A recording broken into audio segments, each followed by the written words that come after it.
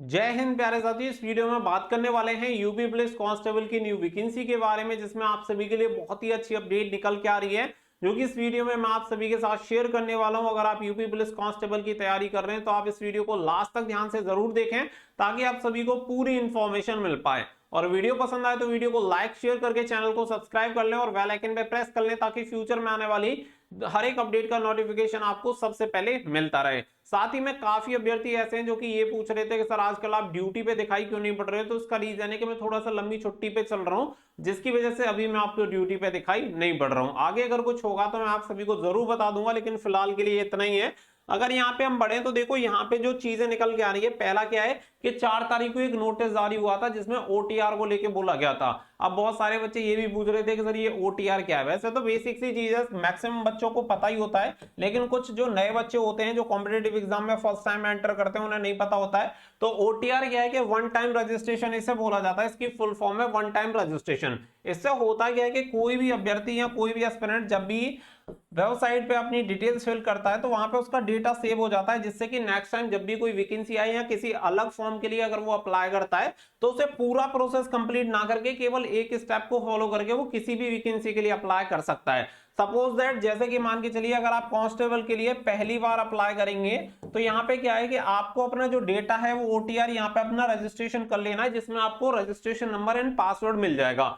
तो आपका फॉर्म यहाँ पे फिल हो जाएगा। इसके बाद मान के चलो फिर आपकी एसआई की वैकेंसी आती है तो आपको ये प्रोसेस दोबारा से करने की जरूरत नहीं पड़ेगी, क्योंकि यहाँ पे डेटा आपका सेव है। आप रजिस्ट्रेशन जो नंबर होगा वो डालेंगे और अपना पासवर्ड डालेंगे और उसके साथ लॉगिन करने के बाद डायरेक्टली आप एसआई की वैकेंसी के लिए अप्लाई कर सकते हैं। जनरली आपने देखा होगा तो ओटीआर का प्रोसेस क्या है, ऐसे समझो कि कोई भी फॉर्म होता है तो 2 स्टेप में आपका फॉर्म अप्लाई होता है, लेकिन यहाँ पे जब आपका ओटीआर वाला प्रोसेस ऐड हो जाता है तो फर्स्ट स्टेप हमेशा के लिए यहाँ पे सेव हो जाता है, और जब भी आप नेक्स्ट किसी वैकेंसी के लिए अप्लाई करते हैं तो केवल सेकंड स्टेप को फॉलो करके आप अप्लाई कर सकते हैं। एग्जाम्पल के लिए अगर मैं बात करूं तो जैसे कि अगर आपने एसएससी देखा होगा तो एसएससी में आपको एक रजिस्ट्रेशन नंबर मिलता है और आपको एक पासवर्ड मिलता है, उससे लॉगिन करके आप हर बार किसी भी नई वैकेंसी के लिए अप्लाई कर सकते हैं। जैसे कि चाहे एसएससी जीडी की निकले, सीएचएसएल की निकले या सीजीएल की निकले, हर बार आपको रजिस्ट्रेशन करने की जरूरत नहीं है।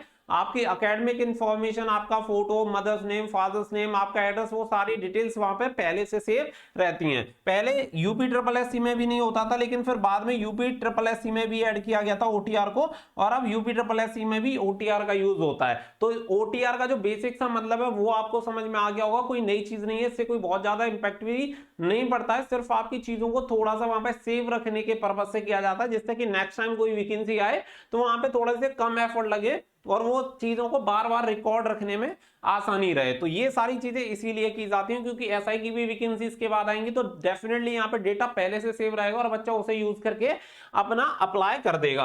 अब इसी के साथ अगर मैं बात करूं, अगर आप यूपी पुलिस कांस्टेबल की तैयारी को और भी बेहतर बनाना चाहते हैं तो यहाँ पे बेस्ट बुक मिल जाती है पूजा पब्लिकेशन की। ये कंप्लीट गाइड बुक आती है जिसमें आपके चारों सब्जेक्ट कवर हो जाते हैं, विद ओएमआर सीट आप सभी को मिलती है, जिसमें 4 सॉल्व पेपर भी आपको मिल जाते हैं। तो आपकी तैयारी काफी बेहतर तरीके से हो जाती है। इस बुक को आप ऑफलाइन ऑनलाइन दोनों तरीके से परचेज कर सकते हैं।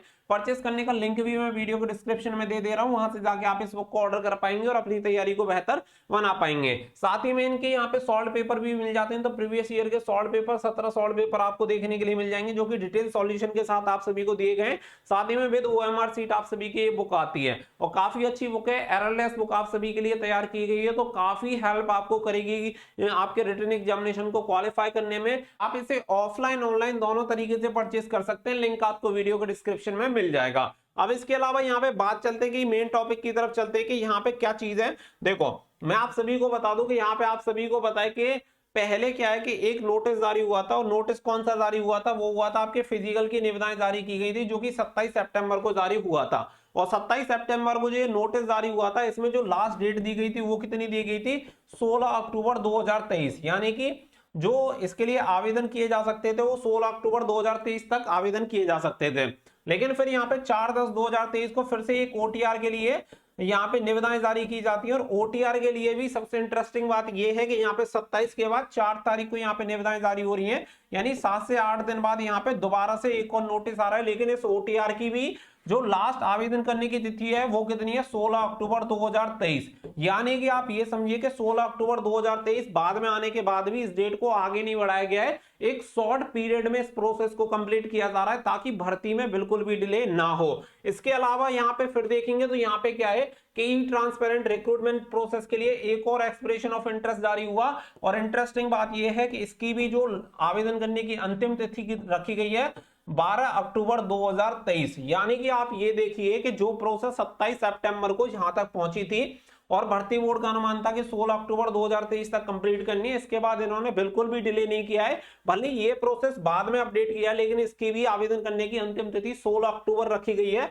अगर ये बाद में जारी हुआ है तो हो सकता है कि 23, 24 या 25 अक्टूबर भी इसकी हो सकती थी, लेकिन पूरे प्रोसेस को शॉर्ट पीरियड में कंप्लीट करवाया जा रहा है क्योंकि देखो भर्ती बोर्ड पूरी तरह से तैयार है, सिर्फ जहां पे जरूरत है उन चीजों को अपडेट किया जा रहा है और उसके बाद जल्द से जल्द इस भर्ती का नोटिफिकेशन रिलीज किया जाएगा क्योंकि गवर्नमेंट की तरफ से ऑलरेडी इसके सारे अप्रूवल दिए जा चुके हैं, सारी चीजें क्लियर है, बिल्कुल हरी झंडी मिल चुकी है कि भर्ती बोर्ड जितना जल्दी इन चीजों को कंप्लीट कर ले और वैकेंसी को निकाल के इस भर्ती को कंप्लीट करवाए।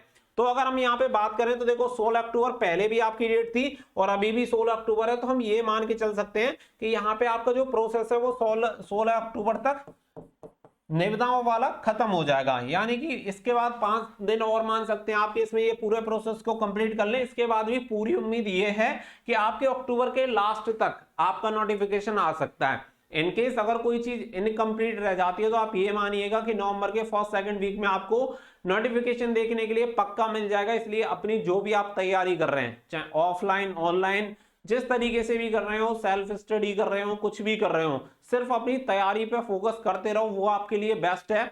क्योंकि अगर आप कहीं पे भी अपना टाइम वेस्ट कर रहे हो तो भाई भूल ही जाओ कि आपका सिलेक्शन होगा। क्योंकि देखो अगर आपको लग रहा है कि जब इसके ऑनलाइन फॉर्म अप्लाई होना स्टार्ट हो जाएंगे और उसके बाद हम तैयारी करेंगे तो आपके पास इतना सफिशिएंट टाइम होगा ही नहीं कि आप अपनी तैयारी कर पाए। क्योंकि आप ऐसा समझना कि कम से कम ये जो आंकड़ा जाएगा वो 25 लाख तक जाएगा फॉर्म भरने का, और 25 लाख में से अगर आपको 50,000 में अगर सेलेक्ट होना है तो आप खुद समझ लो कि आपको किस लेवल की तैयारी करनी पड़ेगी, तब जाके 25 लाख में से 50,000 में आपका सिलेक्शन हो पाएगा। नो डाउट आप सभी को पता है कि बहुत सारे ऑलरेडी सेलेक्टेड कैंडिडेट भी इस कंपटीशन में शामिल होते हैं, मतलब सीएपीएफ में जो सेलेक्टेड हो जाते हैं, एसएससी जीडी वगैरह वाले बहुत सारे कैंडिडेट आपको देखने के लिए मिलेंगे और जब आप सेलेक्ट हो जाएंगे तो आपको ट्रेनिंग में भी मिलेंगे। तो ये चीजें कि ऑलरेडी जो बच्चे आपसे बहुत एडवांस तैयारी कर रहे हैं, अगर उनसे आपका कंपटीशन है तो आपको भी एडवांस रहना पड़ेगा। तो तैयारी में लगे रहो, इसके भरोसे ना रहो कि अक्टूबर में आएगा या नवंबर में आएगा। वैकेंसी आना आपका 100% कंफर्म है, बस दिन देरी हो रही है, उसके लिए आपको अपनी तैयारी को नहीं रोकना है, सिर्फ तैयारी करते रहो। उम्मीद करता हूं कि जो चीजें हैं वो एकदम से क्लियर हो पाई होंगी, क्योंकि बहुत सारे बच्चों को लग रहा था कभी ओटीआर भी बीच में आ गया जिसकी वजह से और डिले हो जाएगा। भाई अगर ये ओटीआर आया, इसकी डेट अगर आगे होती आवेदन की तो फिर डिले होता, उस चीज को समझ पाते, लेकिन इसकी डेट भी वही रखी गई है जो आपके फिजिकल के लिए रखी गई थी, फिजिकल की एजेंसी के लिए रखी गई थी। उम्मीद कर रहा हूं चीजें आपको क्लियर हुई होंगी। वीडियो पसंद आई हो तो प्लीज वीडियो को लाइक शेयर करके चैनल को सब्सक्राइब कर लें और बेल आइकन पर प्रेस कर लें ताकि फ्यूचर में आने वाली अपडेट के नोटिफिकेशन आपको सबसे पहले मिलते रहें। मिलेंगे नेक्स्ट वीडियो में, फिलहाल के लिए बस इतना ही। So thank you for watching. जय हिंद, जय भारत।